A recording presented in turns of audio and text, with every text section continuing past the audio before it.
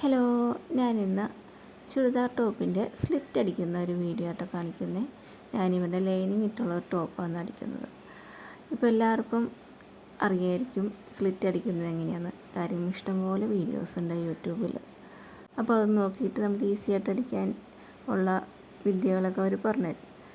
പക്ഷേ ഇത് ചെയ്ത് വന്നാലാട്ടോ നമുക്ക് ചുളിവില്ലാതെയൊക്കെ അടിക്കാൻ പറ്റുള്ളൂ.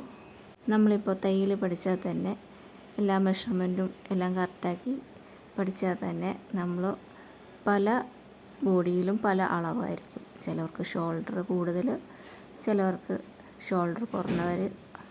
അപ്പോൾ അങ്ങനെയൊക്കെ നോക്കുമ്പോൾ നമുക്കത് തയ്ച്ച് വരുമ്പോഴാണ് ഓരോരുത്തർ കുറേ പല വിധത്തിലുള്ള ആൾക്കാർ അറ്റൻഡ് ചെയ്ത് തരുമ്പോൾ നമുക്ക് മനസ്സിലാവും എങ്ങനെ തയ്ക്കേണ്ടത്. ഇപ്പോൾ ഞാനിവിടെ സ്ലിറ്റ് അടിക്കുന്നത് ലൈനിങ്ങോടെ കൂടിയുള്ളതുകൊണ്ട് പതുക്കെയാണ് അടിച്ചു പോകുന്നത്. അത് ലൈനിങ് കീറി ഇറങ്ങിയിരിക്കണ്ടോ എന്നൊക്കെ നോക്കിയിട്ട് വേണം അടിക്കാനായിട്ട്. പിന്നെ ശ്രദ്ധിക്കേണ്ട ഒരു കാര്യം, 1 ഇഞ്ച് മാത്രമാണ് തയ്യൽ തുമ്പ് സ്ലിറ്റ് അടിക്കുമ്പോൾ ഇടാമുള്ളൂ. അതിൽ കൂടുതൽ ഇട്ടിട്ടുണ്ടെങ്കിൽ നമുക്ക് അടിക്കാനായിട്ട് ബുദ്ധിമുട്ട് വരും, ഒരു പിരിച്ചൽ പോലെ വരും കേട്ടോ.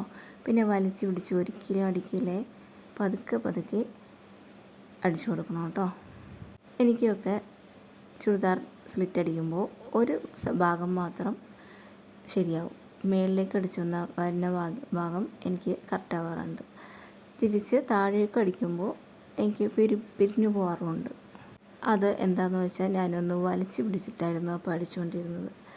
ഞാൻ കുറേ അങ്ങനെ തയ്ച്ച് അഴിക്കും. അങ്ങനെ ചെയ്ത് ഞാനൊരുവിധം ഫിനിഷിങ് ആക്കി തുടങ്ങിയിട്ടുണ്ട്. പിന്നെ സ്ലിറ്റിൻ്റെ അവിടെ വെട്ടുമ്പോൾ നമുക്ക് സ്ലിറ്റിൻ്റെ അവിടെയുള്ള വണ്ണം ചിലപ്പോൾ 22 ആണെങ്കിൽ അടിയിൽ നമ്മൾ 24 അടിയിൽ വണ്ണം ഇട്ട് കൊടുക്കും.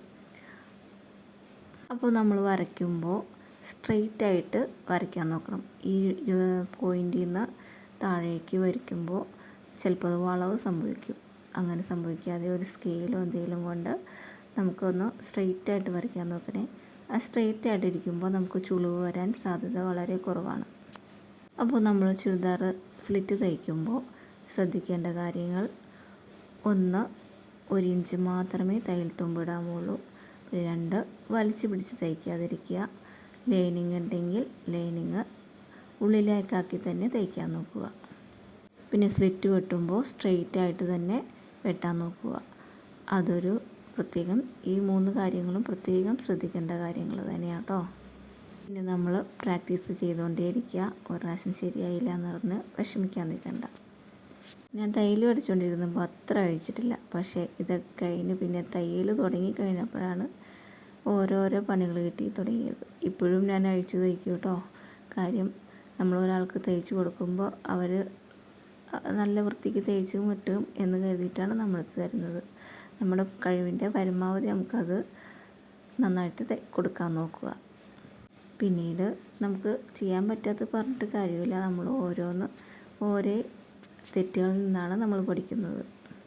അപ്പോൾ എല്ലാവർക്കും എൻ്റെ വീഡിയോ ഇഷ്ടമായെങ്കിൽ ഒന്ന് ലൈക്ക് ചെയ്യണേ, ഒന്ന് സബ്സ്ക്രൈബ് ചെയ്യണം കേട്ടോ. അപ്പോൾ എൻ്റെ സ്ലിറ്റൊക്കെ അതേ നല്ലതുപോലെ വന്നിട്ടുണ്ട് കേട്ടോ. അപ്പോൾ എല്ലാവരും ലൈക്ക് ചെയ്യാൻ മറക്കല്ലേ.